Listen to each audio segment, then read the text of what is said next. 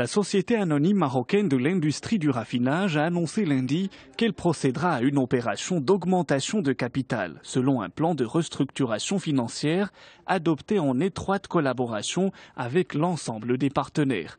Dans un communiqué, la Samir a fait savoir qu'elle tiendra son conseil d'administration le 8 septembre prochain.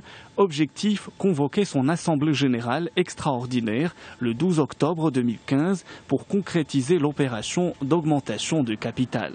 La société précise dans son texte que, contrairement à ce qui a été annoncé par certains médias, la direction générale de la Samir informe que la raffinerie continue d'approvisionner le marché national en produits pétroliers.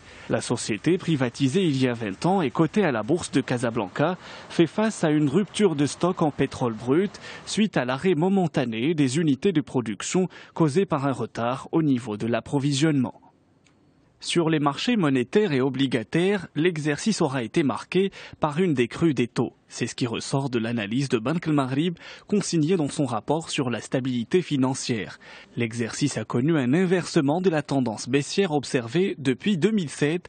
La Banque centrale a injecté la liquidité nécessaire pour maintenir l'équilibre du marché monétaire interbancaire tout en diminuant l'encours quotidien moyen de ses interventions à 55 milliards en 2014 au lieu de 70 milliards de dirhams en 2013.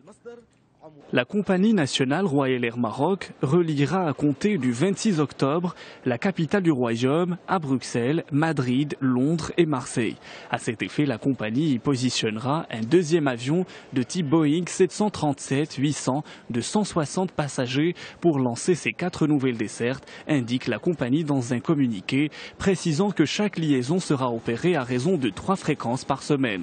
Les vols reliant Rabat à Londres et à Madrid seront opérés tous les lundis, mercredis et vendredis, alors que les vols reliant la capitale à Bruxelles et à Marseille seront programmés tous les mardis, jeudis et samedis. Ces nouvelles dessertes permettront d'offrir un produit complémentaire à l'offre proposée par la compagnie sur son hub de Casablanca.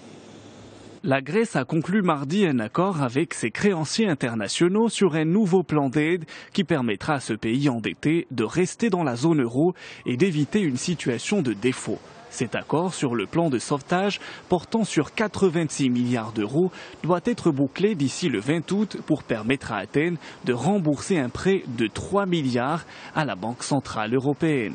Les deux parties se sont notamment mis d'accord sur la création d'un fonds chargé de procéder aux privatisations et sur la manière de gérer les créances douteuses du secteur bancaire grec. Ces deux dossiers ont longtemps constitué des points d'achoppement dans les négociations.